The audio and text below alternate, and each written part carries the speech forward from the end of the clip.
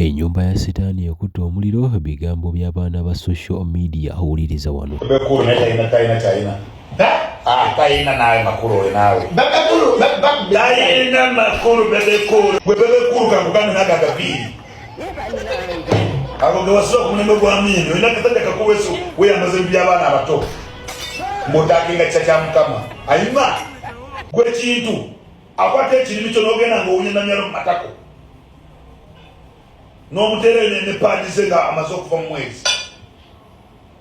Tondeeta ku mazzi. Ayima ng'ekibe. Yadda n'ensinisi zaako erinnya. Chacha mukama akola ki? Sali. Genda okubanga yinja gw'okuba. Totuzanyira koza ate bebekulu tonyingiranga. Bebekulu ng'era obuzibu bwe bubeera bwava ku ssente eyamuwa musolo eyamuweebwa abayimbi mu kampeyini za NRM. Kakati ono abyogedde, ono yabba bilioni 3. Bebekulu yabba bilioni 3 gemaanyi gayina. Bigambo bya kisa kya Mukama mbu zaali z'abayimbi oba zaali zaani, ani yazimuwa, byonna kisa kya Mukama abyogedde. Kati kine Hajjati Namyalo naye eggaali emuyiseemu, ono bamuwemudde ebisemberayo ddala.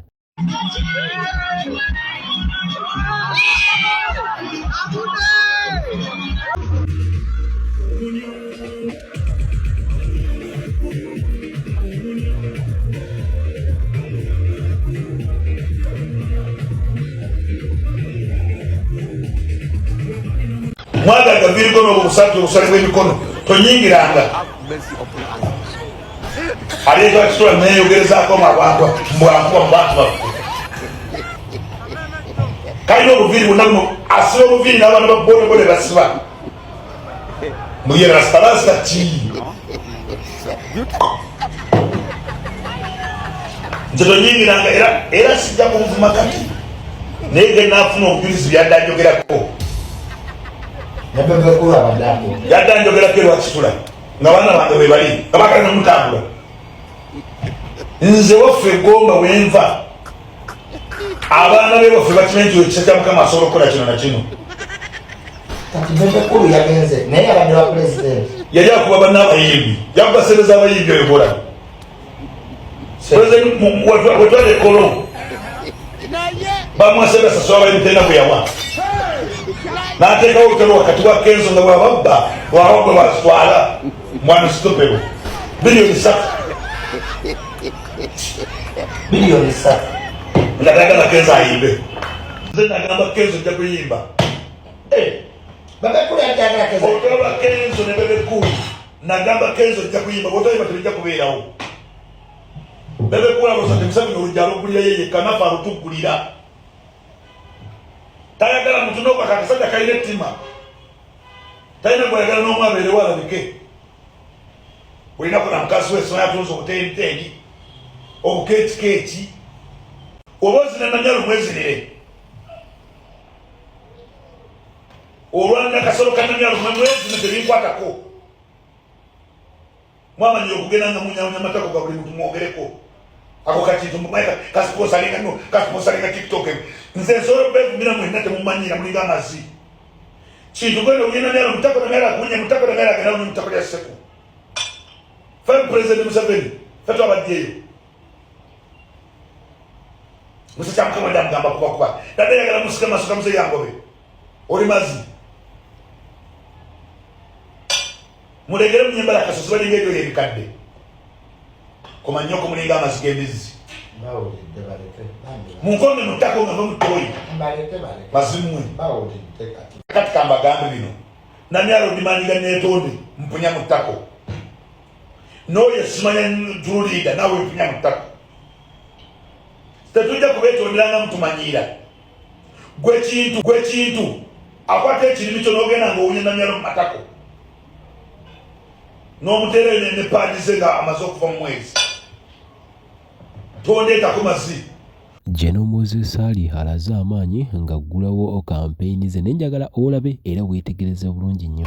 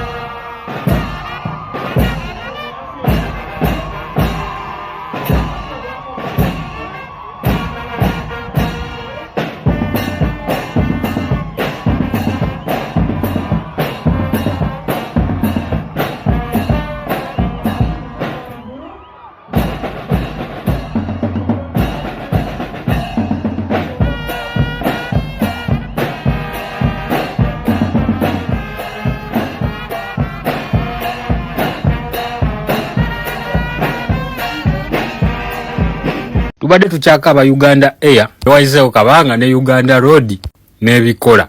Mbadde sirabangako muntu nga yasimbudde ssaawa 12 ez'okumakya n'abeera mu jjaamu paka ssaawa 4 ez'okumakya ez'olunaku olulala. Oba kizegedde kye ngamba? Wasimbudde ku ssaawa 12 leero lwakubiri, okay? N'obeera mu jjaamu okuva ku ssaawa 12 paka enkya ku lwokusatu ssaawa 4. Ekyo mbadde ndudde kiraba. Obudde ne bukuzibako ng'oyimiridde opaakinze, sinti emmotoka nfu, sinti ewedde mu mafuta, sinti maaso waliyo accident, just emaaso waliyo omugagga nanyini matwale alina byamaliriza ali mu kuba campaign. Bwe tubagamba nti gano gafuuka maka ga muntu nga muvuma nga muyomba. Ye buli omu ajja kiroozaako ali kagambo katini gamba buli omu ajja kuloza kufuga bbirya nakyemalira mujja kiwulira. Wali olowooza asaaga ti mu bano mwabaddemu abagenda mu mikolo, omukolo gwawedde dda, okwesanga wabaddewo abagenda ku airport, eyo flight yagenze dda, abaddemu ab'embuto simanyi oba bazaalidde mu kkubo, babadde n'obwana obuto enjala yabasanze mu kkubo, ababadde mu mwezi gwabasanze mu kkubo, badde bagenda ku job interview yabasanze mu kkubo, badde bagenda mu ddwaliro basigadde mu kkubo, abadde balina bye bagenda ottunda iru yayiise byasigadde mu kkubo. Naye nga muntu ogwa omu yatambula ne lusegende z'emmotoka, mmotoka nga 4 zigoberera muntu omu, kkubo ne baliziba ssaawa 5 before nga tannaba na kujja. Ako kabonero kalungi kakubalaga nti mmwe temuyina makulu, mujja kukiwulira yagalagaana vuma nga bw'oyagala, naye omu ku omu ajja kukiwulira, ate wonaakiwulirira kijja kukuluma nnyo kusinga ffe abaasookera ddala. Musajja gwe mugamba tabamanyi afaayo gomanyi okubanga tolina nakutya kwonna. Abantu mbasibe balina ebyokukola, balina jesinga oliawo kakkanye oli mu makaago wano wange message embuuke nodda mu kkubo n'otuula noyogera n'abantu 5 nge mabegosibya abantu abasoba mu 100. Wano wenkubuuliza ng'omuntu awagira gavumenti eno oyinza kunyinyonnyola kimazima tudde ne muwoza Museveni si mubi wabula abamuliraanye be babi, abamuliraanye be batuddemu oba be basibye emmotoka. Twaki nkugamba nti ekyo kyokka kimala okutwawula ebyo oba tobiraba manya nti gwe wayiika ate nga gakyali mabaga. Omusajja abagamba nze sibeeguya mwe muli baddu, kitegeeza ajja kukola buli kimu kyayagala, ajja kwogera nnyo era nga ogambye enfuga embi buli omu wakuginozaako. Wagamba otisisho wayonoonika wadda mu byabufuzi ojja kukiwulirako, ojja kukinozaako. Basobola kusomesa byagala nkusomese ng'embeera ey'obulamu nfu ekiriyo tojja kumalako. Wuliriza kuba nze gwe wasalawo okuwuliriza kyenkugamba kyekyo. Siri mulalu, siri musiru, saayonoonika. So mpuliriza nze oba wasalawo kuneesiga kumpuliriza niwuliza byenkugamba. Wuliriza obutabyagala niweebuze nvudde ku ki. Byoyagala okuwulira ebijja kukola ozuka ssaawa 12 nodda 12. Ogenda bikozesa ddi? Ogenda soma ddi? Okomyewo okwoyo abaana bo ogenda batendeka otya? Manyina kumanya nti waliwo kye bayita 8 hours ez'abakozi ng'okola essaawa 8 nodda eka. Laba kyamagero ekyo. Bagamba Uganda empya muli mu kuwemula wamma temwerabira protest vote. Peace. Akatalekeka again protecting our gains. I hate fighting with people, but sometimes my head doesn't allow me just sit back. And so I saw my friend saying he's going to lobby money to do a cemetery for Ugandan artists. I felt dead. Like really, really. Carl, at least you'd have said, I'm going to do a hospital in Erabigiraba Yimbinga Barad. But the best thing is you want us dead. Oh, God. Saving our gains in this country is becoming hard because some of us are saving the gains for the good of our children. Fikatonda badatu razeko ebirungi katwagala kubanda bafe bayo bulungi, but at least say you're going to build some rentals for artists to bazipangi senga bazisasula oba kale eddwaliro ly'abayimbi. But the best thing you want to do for artists is a cemetery. For God and my country, let's keep saving these gains of chaos. I said this earlier on, way back on my TikToks. I was like, instead of us fighting each other, can we sit on a table and explain why somebody has to be tear gassed for passing on this road? Because when this somebody is tear gassed, first we get the picture of Mumbonya. You're not letting him campaign freely. Yet, on ground, when you ask people,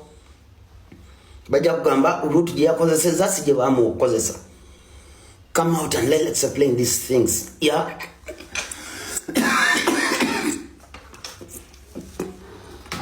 Because if we don't come out and explain these things, then everyone's going to interpret it and put it out some differently.